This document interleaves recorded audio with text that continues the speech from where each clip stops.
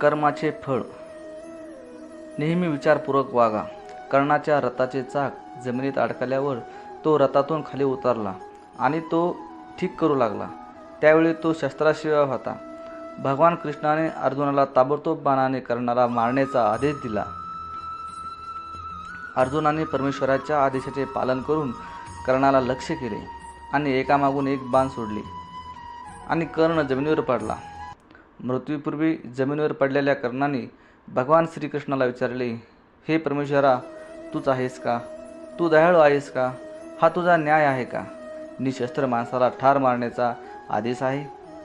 सच्चिदानंदमय भगवान श्रीकृष्ण हसत हसत उत्तरले, अर्जुनाचा मुलगा अभिमन्यू देखील चक्रव्यूहात निशस्त्र झाला होता. जेव्हा सर्वांनी मिळून त्याचा निगृह्णपणे वध केला तेव्हा तूही त्यात होतास. तेव्हा तुझे ज्ञान कुठे होते कर्णा? हे कर्माचे फळ आहे. हा माझा न्याय आहे.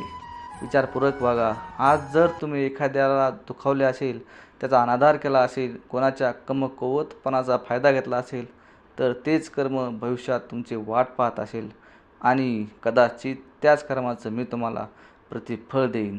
जय श्रीकृष्ण. जय श्री कृष्ण.